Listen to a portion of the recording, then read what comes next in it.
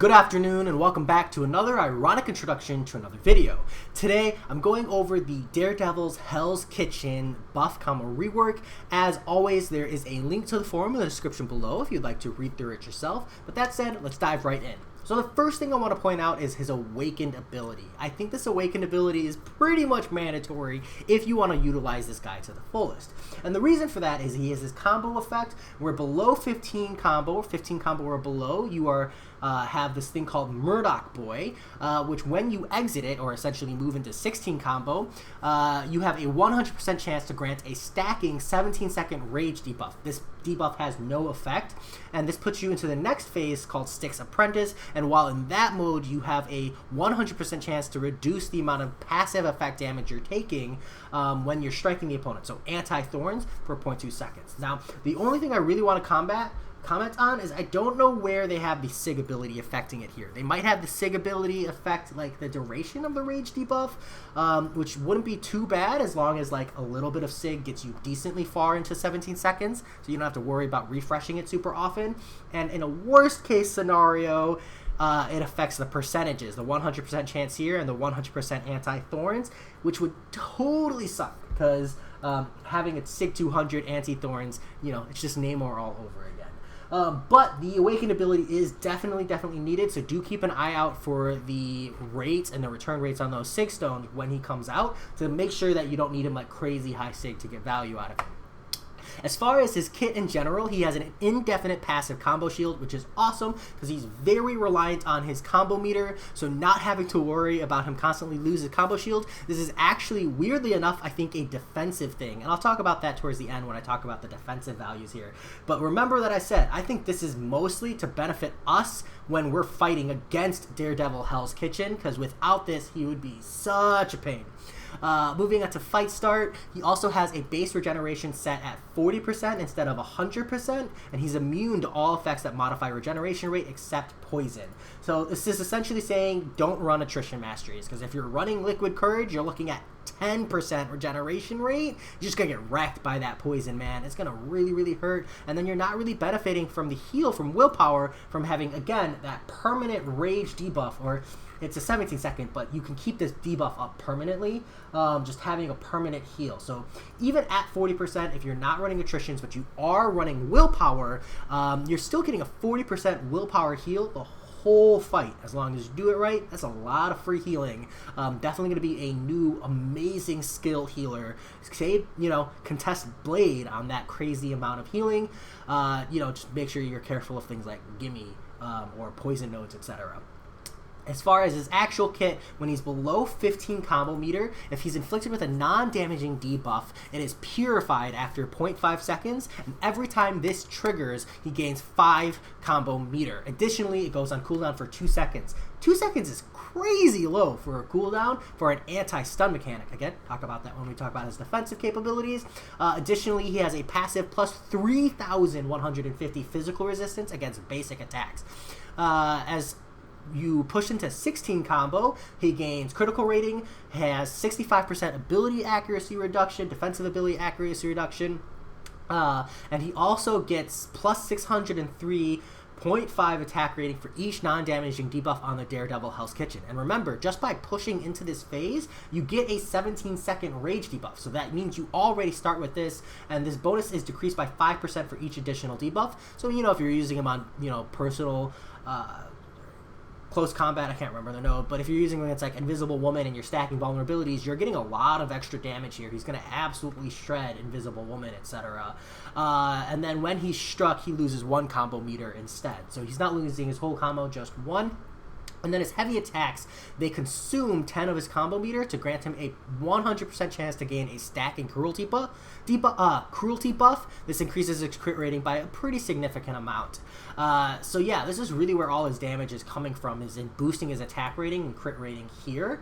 That's just like his raw damage, and it's super simple to use, which is good, because at base he has like 2400 attack rating as a 5-star R5, which is okay. 2400 is definitely like decent. It's above average. But with the plus 600, this pushes him into the 3K mark, which is at the top of the board. So really, really solid base attack. His SP1 is 100% chance to boost critical rating. You probably won't be using this. And then his SP2 does not gain combo meter as he's hitting them. He spends 5 combo meter for each hit and has a 100% chance to inflict a 3K bleed. So this is a 3-hit special too. It's a 9K bleed just on the L2, which is really, really good. And it could be even more if it scales with attack, which I think it does, but at the base it's 9K, which is a solid bleed. Additionally, at the end of the attack, he gains a rage debuff that lasts 12 seconds, and when it ends, it's replaced with a Fury buff, granting 2K attack, a ton of attack, for 25 seconds. A really good uptime there.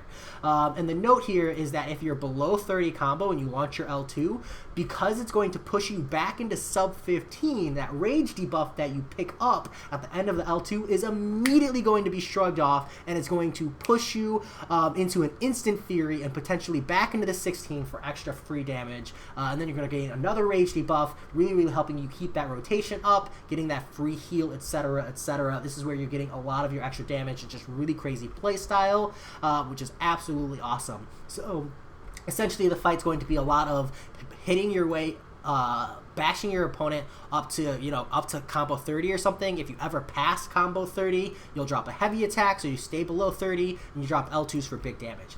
Now, in really, really long fights, you can drop an L3. This will give you a 70-second passive, which allows Daredevil Hell's Kitchen's basic attacks to have a 35% chance to inflict an instant bleed, causing 120% of the damage dealt by the attack as direct damage. Now, remember, his base attack is 3K, at a 35% chance, and 120% of the damage, adjusting for the probability there, you're looking at about 1.1 to 1.3K extra damage per hit.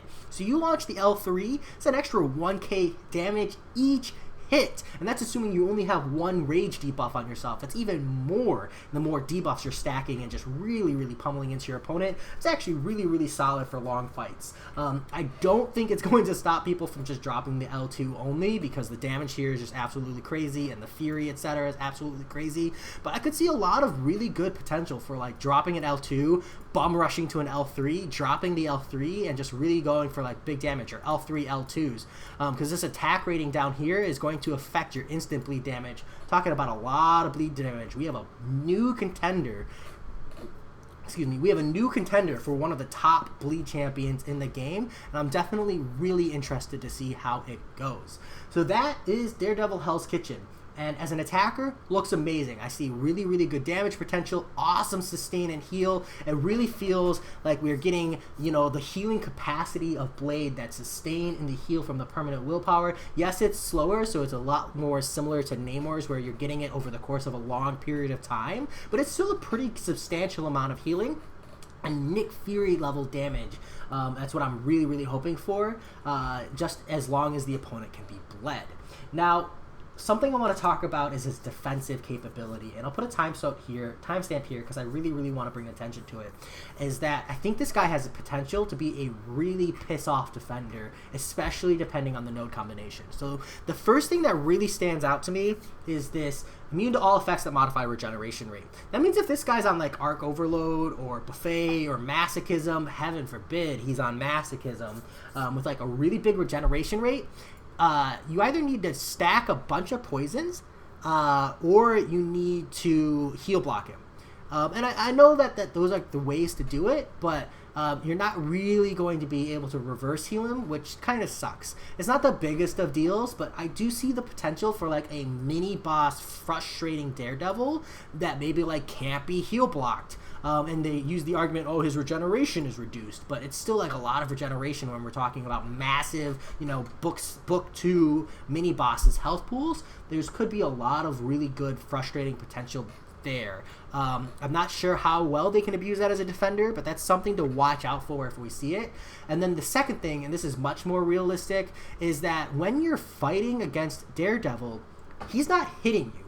So if he's not hitting you, he's not building combo, means he's going to be under 15 a lot. So up until he's past 15, you're going to be parrying him, and he's going to shrug it after 0.5 seconds. So that's King Groot, Mole Man, those kinds of shrugs it's going to be hard to get an opening in, and then you only have 2 seconds before this ability can re-trigger. And yes, it can only happen 4 times, because remember, it's 15 or lower, so it can happen 4 times before he's above 16. But once he's above 16, every time you hit him, or a 5-hit combo, is going to push him right back to below 15, and you're going to have to do it again. It's just going to be a lot of stun shrugging, and I really recommend you watch out and be careful of that. And additionally, while he's below this 15, he just has this massive physical resistance, and that's a lot of physical resistance on Daredevil here. So I think that's got really good potential for frustration as well. I just wanted to bring caution out there because I do see some really good potential for an annoying defender.